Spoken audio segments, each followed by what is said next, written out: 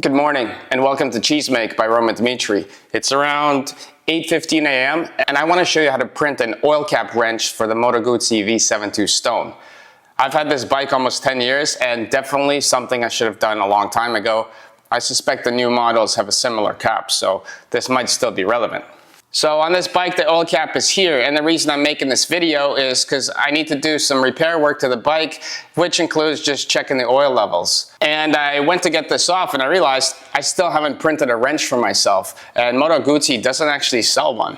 You can find a lot of options on eBay, but I decided why pay for one when I can just make my own and show you guys exactly how to do it.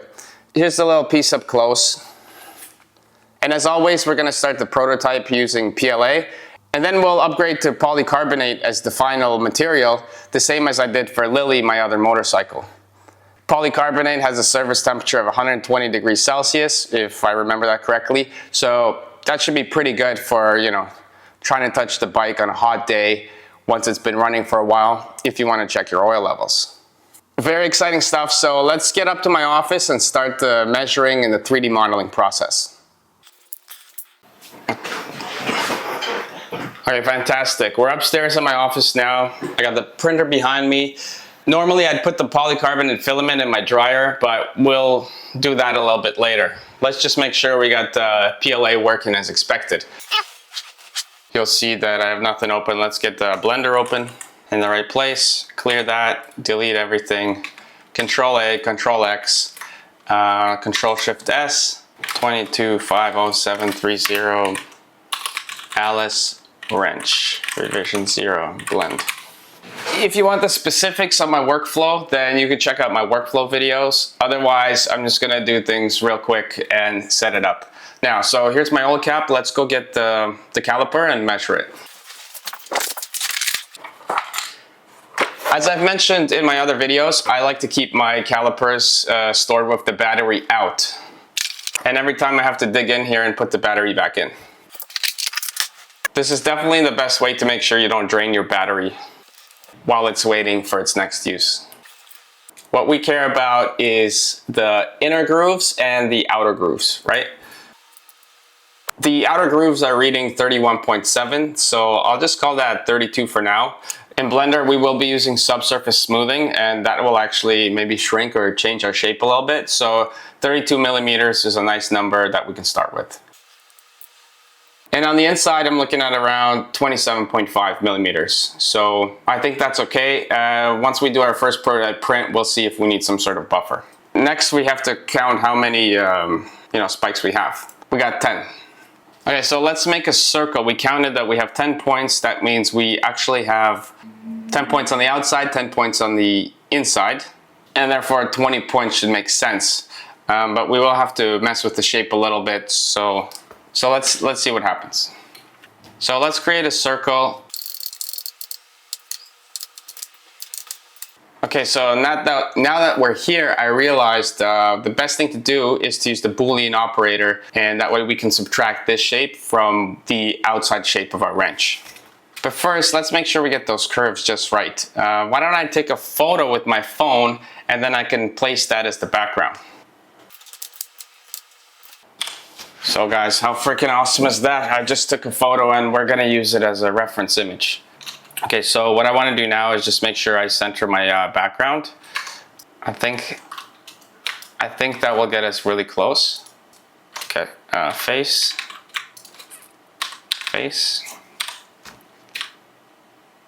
So now we just want to contour this properly. Let's add a subdivision modifier and see if that helps us. Modifiers, search, subdivision.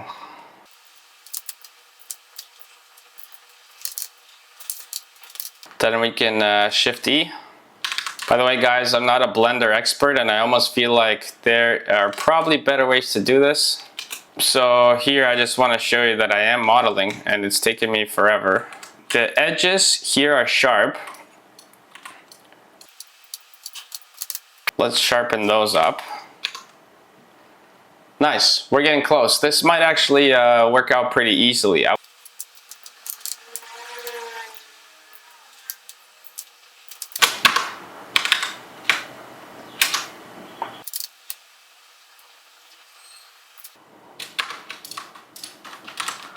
Okay, well, I think as a start, that's not bad. So now all we have to do is subtract this from our actual final model. To make my life a little easier, I'm going to expand this vertically, and this can just delete anything that it needs to. Okay, that should be thick enough to cover what we're going to do. Next, we actually want to add a wrench. Now, I didn't check exactly how much clearance there is on the motorcycle, but I guess that doesn't matter. Once we print our first prototype, we can find out. So probably a circle is a good shape. Our radius is, well, let's make it 3 millimeters thicker for now. So we'll make it 35. The number of vertices here doesn't matter. And in fact, I like to keep it really simple. So this will be our starting point. But of course, we're gonna add a subdivision modifier and simply scale this to be around the outside. Yeah, extrude, scale, shift Z. We'll just go halvesies, extrude, scale, shift Z, halvesies again.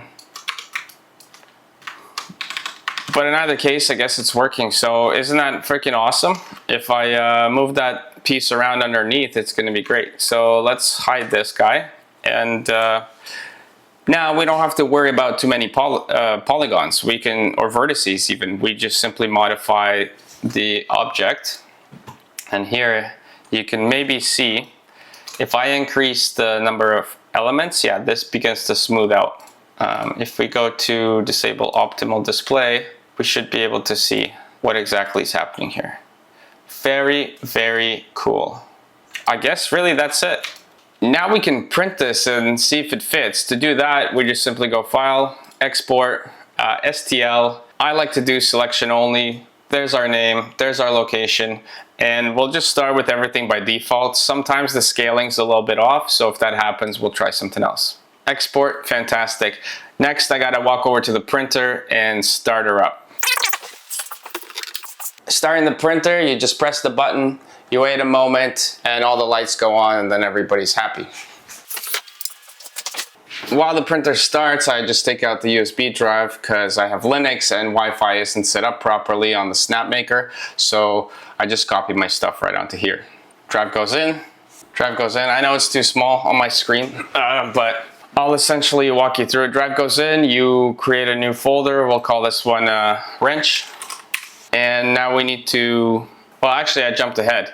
So it's good to start the printer, bring over the USB drive, but what are we going to paste? We actually need to slice it. So let's open snapmaker Luban and actually slice this. I haven't opened snapmaker Luban in months, but let's see if my computer has remembered it.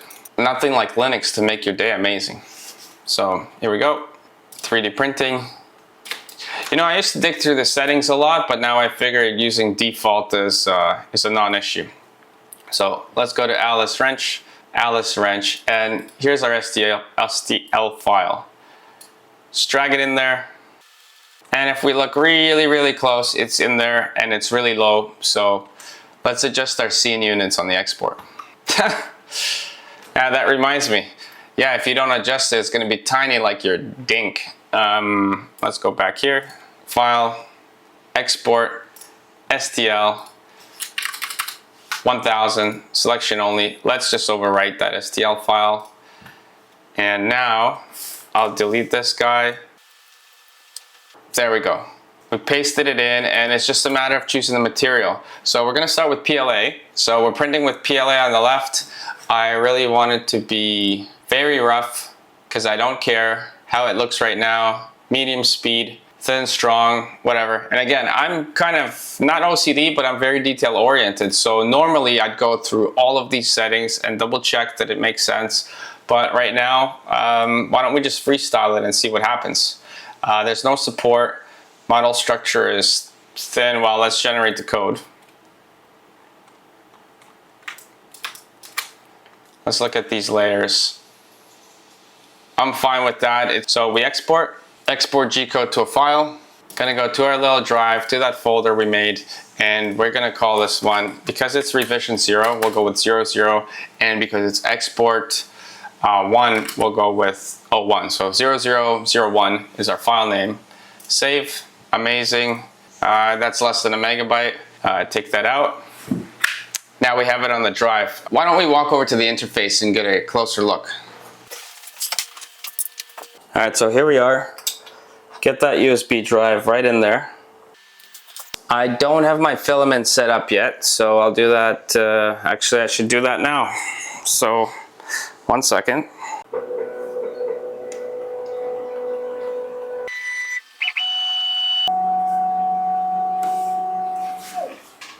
Now we wait for the nozzle to heat up so we can take that filament out. Okay, the thing I absolutely love about this machine is that I can just leave it sitting here for months, but as soon as I turn it on, it's just ready to go. There's not really much that I have to do. So let's have our finger crossed and let's see what happens. I'm just gonna start printing this file now. Also, Polio would like to say hello. Hi, Polly. He's very pleased, kind of like Captain Holt.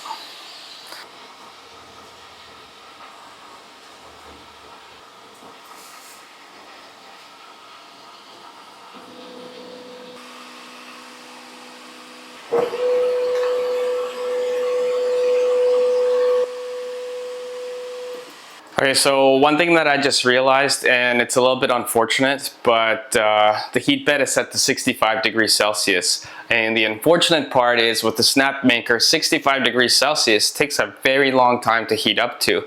This is the older model where it needs to heat up the entire bed, not just the center area.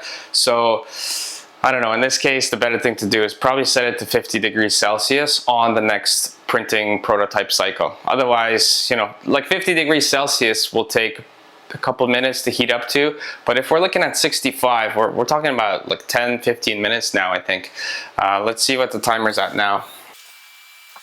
So it's 48 degrees and it's been 2.5 minutes. Why don't we just call it 50 degrees at 3-minute mark. So now I have to wait for it to get to 65, really? We're just printing a prototype with PLA, who cares? It's like, fuck, shit. By the way, it's 9:10 a.m., so it's been almost an hour that I've started doing this, but again, it takes some time to set up the camera and do everything else. And it does take multiple takes because I keep chewing my own words up and then, you know, I think of better ways to say something, so I do go back and forth sometimes. We're at 57 degrees and it's been 4.5 minutes. I guess at this point we'll just wait for it to heat up. Okay, I might have lied. So 65 degrees is about, looks like it's gonna be 6 minutes.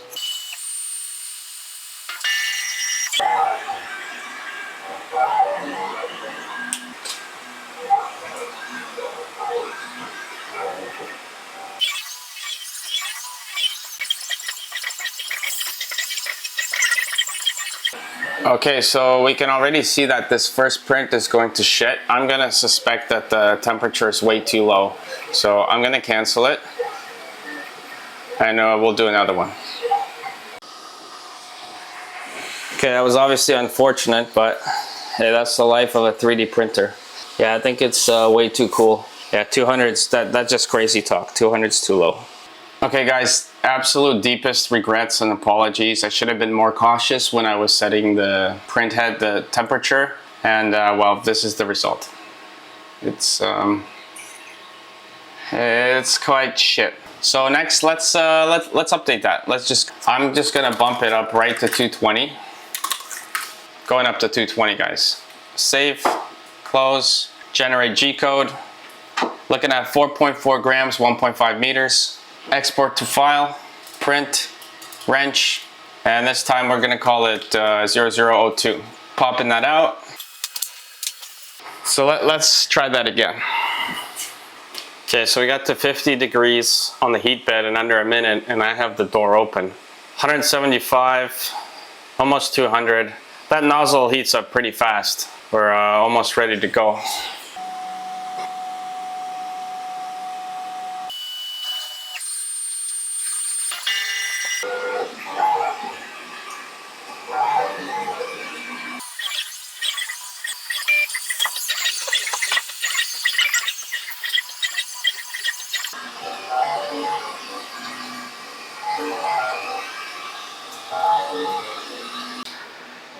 Okay, shit. Well, something's off today because guess what I just realized? I think the 1000x millimeter multiplier scale value that I set was way too much. That's what happens when you don't prep a video ahead of time and you just try to do it on the fly. So let's stop this print.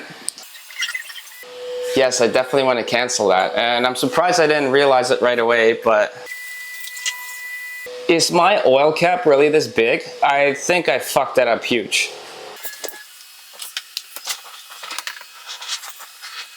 I don't know if that's embarrassing or that's just life. So this is now the second print and it's almost the size of my face. This is the first one when I should have realized something is off. This is the actual cap that we're going for.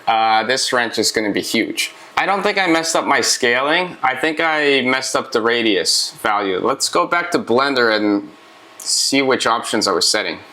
I sound a bit rusty, but hey, we're doing practical stuff and I'm actually only doing this every few months, maybe just like you would be. So learn from my mistakes. Circle, look at that. Radius, not diameter, radius. So we need to divide everything by 2. First, let's take the hole. Scale Shift Z 0.5, that's good. Let's grab the next one. Edit, grab all, Scale Shift Z 0.5. And now we can save this as revision 1. And let's hide this guy. So back to export, STL, wrench, revision 1, export. Our units are correct. Back to snapmaker, delete this guy. Just drag the file in. So build plate adhesion, skirt.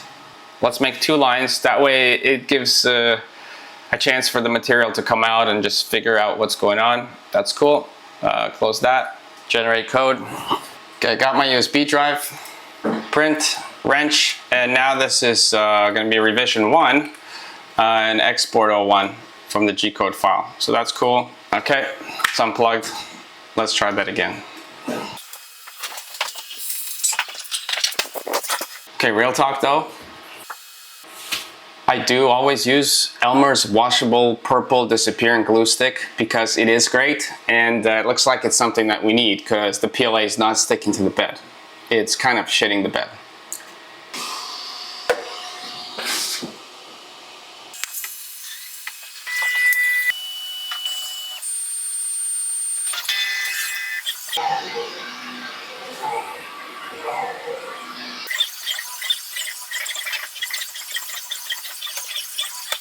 It's 9:42 a.m. now, and this literally finished like less than a minute ago.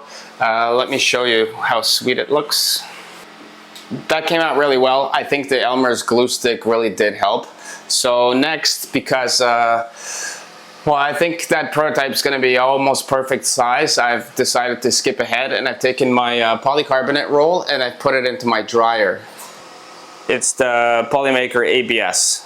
I've got the temperature set to 75 degrees.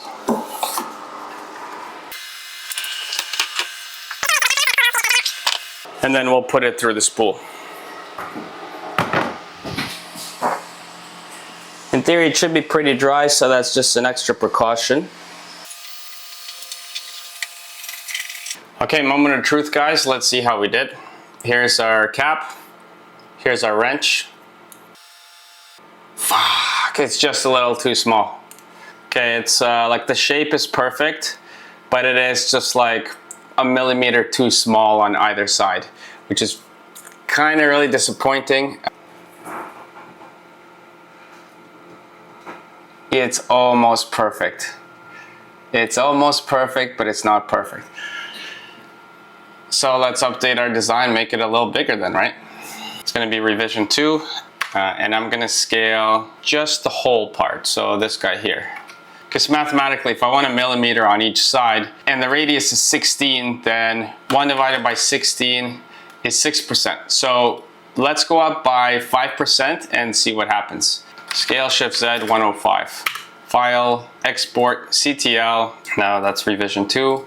Export, go to here, delete this guy, open the our new STL file, drag it, drop it, generate G-code. All of our settings are fantastic.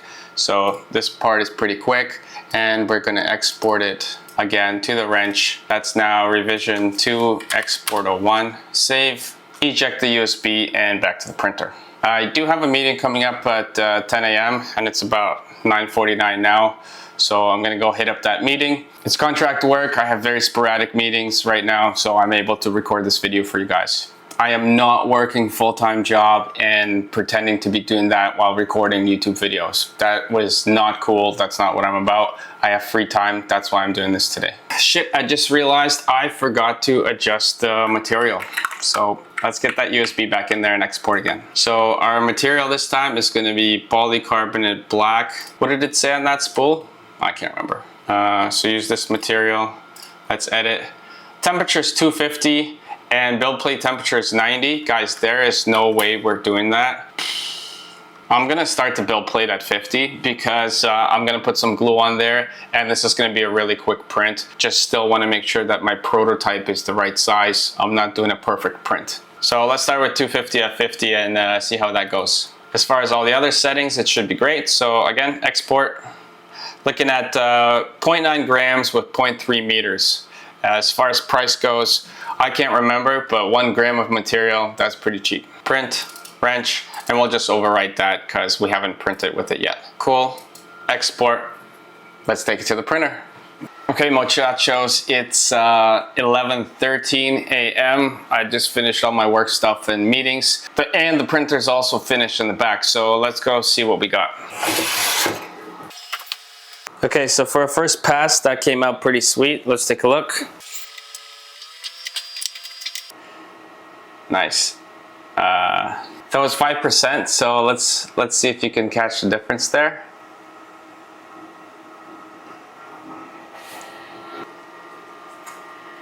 So close. Come on, focus, you bastard. Look at that. It's so close, but it's not quite there. You know, mathematically, I should have made it 6% bigger, but I figured 5% was a nice try, and well, here we are. Let's go back to Blender, select the hole, scale, Shift Z, 1.02%. And while it's probably gonna be too big, but you know what? That's totally fine. I think now we're actually ready to start making some sort of shape.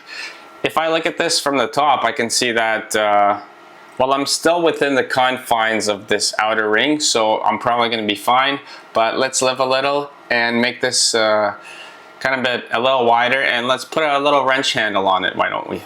I don't know, let's make it 10% bigger.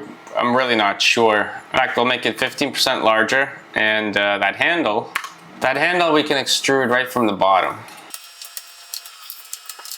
Really, it doesn't need to be big, it just needs to be big enough for us to be able to get some leverage. I think something like that could look pretty cool. Let's see if we can make it a little prettier. That actually looks really ugly. Let's fix that.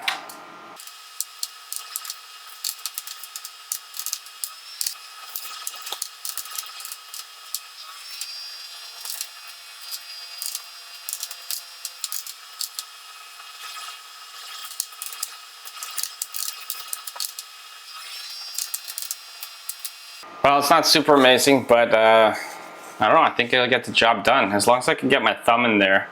So that's about 2 centimeters on the edge. Yeah, I think that'll be pretty sweet. Let's give it a try.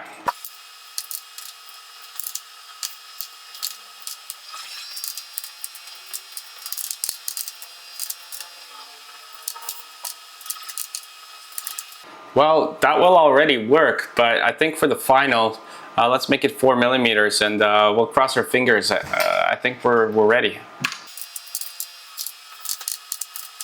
Now that looks like a solid piece of work. Save. This is revision 2. Well, shit. I should have saved that as revision 3. Let's just save it now. And if we really want to get weird about it, I can now undo everything I've done and save that as revision 2 again. I should always remember to save a new revision when I'm starting to make changes, not afterwards. STL, revision 3, sweet, generate code. I think all of our other settings were pretty good. Let me see. Yep, The structure is good, temperature is good, everything's amazing. Oh, I just crushed it. I'm stronger than I don't look. Okay, check the layers. I think those layers will work. It's a solid print. Export to G-code file. Let's get our USB key. Print, wrench, safe, eject.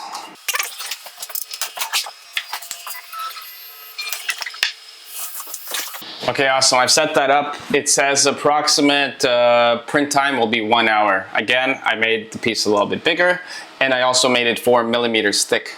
It's 11:28 p.m. and it's going to take about 5 grams and 1.7 meters of material. So let's quickly look up how much this cost me. Go to my Amazon, searching my orders. Okay, the ABS filament. This stuff is $45. Oh, it's on a crazy 35% discount. So it's $45, was $68 on regular price. And I purchased it for $80 after tax. Jesus. This was $70, now it's $45. So you guys should get it. Polymaker, Polycarbonate-ABS on Amazon, Canada. So if a 1 kilogram roll costs you $50, that's $50 per 1,000 grams. That's giving you 5 cents per gram, and we're printing 5 grams. So that's 25 cents a print, a wrench. So you could spend a few hours making your own, or once you figured out the details, you could just download my 3D model and print it yourself for a really low price. Of course, you need to have the filament on hand, otherwise you're paying 50 bucks for a wrench, or 100 wrenches. Let's see, 1,000 grams divided by, you can literally print 200 of these. Or you can go and buy one for $20 and possibly pay for additional shipping. So the choice is yours. I say print your own, learn something, have fun. It sounds like the hotbed has already heated up and the printer just started, so let's go over there.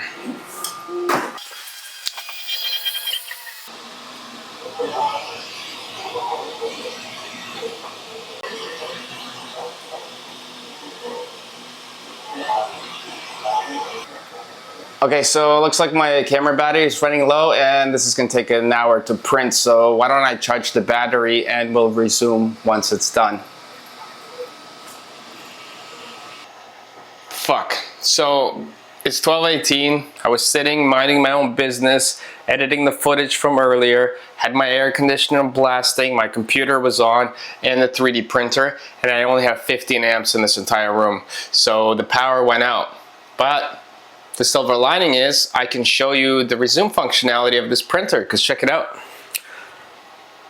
In fact, I've never actually tried this myself, but take a look here. Power loss recovery. There has been a power outage. Do you want to resume? Hell yeah.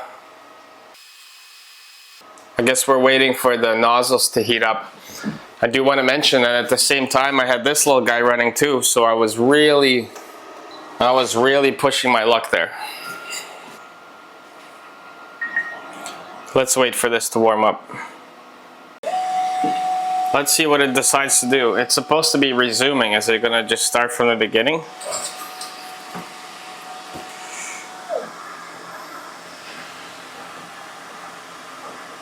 Oh, I think that's working as expected. Pretty sweet. We'll see what happens.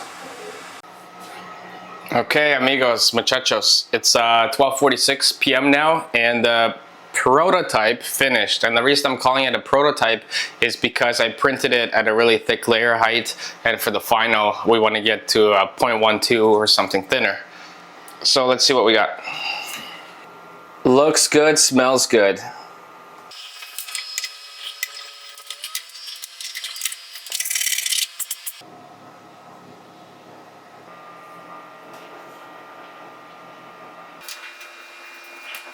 Yes, guys. Okay, sweet, we're making progress. So let's go back to the garage, see how this fits, and then come up here and do the final print. I'm back in the garage. We're gonna see how well this fits. I think that's pretty awesome. It fits, there's plenty of clearance, and if I don't over tighten it, like you're not supposed to over tighten the cap, then I could probably get it off. If not, I could always get another tool to force it by hitting that little handle that I made, but this is a great success. So it's time to print the final. Guys, awesome. I love it. It's great. It works. It's practical and it's very lightweight. And I can put it into the little tool bag that I have under the seat. It's 12:56 p.m. and in a matter of a few hours, I managed to go through the entire prototype phase and now I'm ready to do the final print. I'll be making a couple so that I can have them under the seat. Really easy to replace. So overall, I think it's already been quite a success, you know, aside from the power outages and all the other issues that I've been having. Let me print the finals and then we'll finish off the video.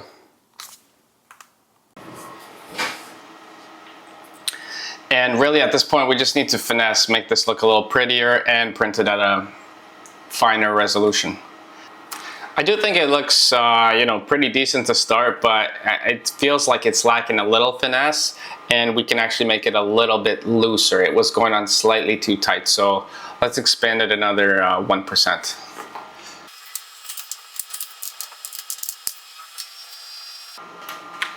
And before I forget, this is going to be revision 4 now. Now that I'm looking at this piece, I could see that it is slightly bent, and that's because the build plate was not hot enough. So for the final ones, it is going to make sense to make that build plate as hot as it needs to be, just to avoid any sort of bending. The glue helps, but a hot plate's going to help even more.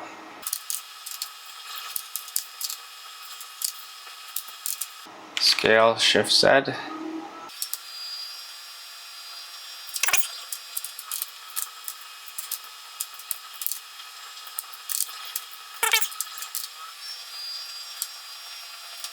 I think that seems nice. There, now it's starting to look a lot more kind of professional in a sense. I could do the same to the bottom, but honestly, I really don't see a point, and also I think that's going to be perfect just the way it is. Save, then export, STL, revision 4, export. Let's get the USB. Let's start Snapmaker again. 3D printing, get our new STL file. The size looks good. Material is polycarbonate black. And now let's get into some settings. Well, by default, it's already looking like it's supposed to, but let's just double check everything. So layer height 0.12. Considering this was 0.2 or 0.24, I think 0.12 is going to be great. Initial layer height, no, let's keep that 0.12 as well. Model structure is normal. We have a skirt, and I'm looking for concentric. Generate the code. Let's have a look. That looks pretty nice to me. 4.9 grams, 1.6 meters, and 1 hour print time. Let's export. This is going to be 0401. Save. Take that out. Let's go to the printer.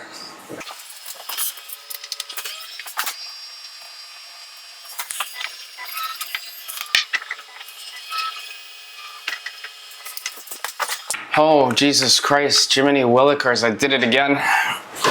I forgot to set the plate temperature. Okay, polycarbonate black.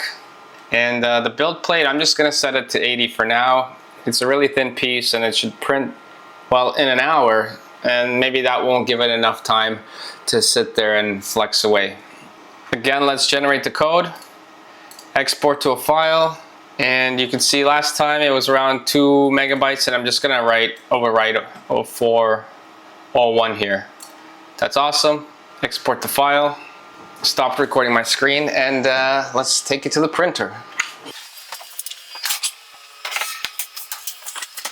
So I've already put a little glue stick on the plate. That should be fine. We're gonna print at 80 degrees, and I suspect easily 10-15 minutes to get to that temperature.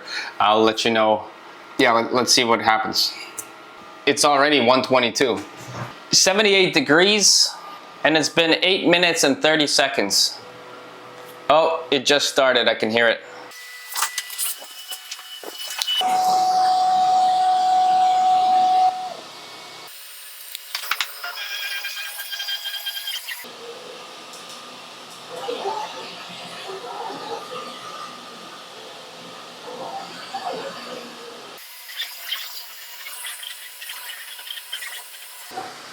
Okay, well, why don't we just give it the time it deserves. Let's regroup in about an hour. Holy crap, gee willikers, Batman, it's getting hot in here with the AC turned off. But it's 2:25 p.m. now and I just heard the printer stop. So let's go over there and see what we got. That's looking really good. Let's peel that off.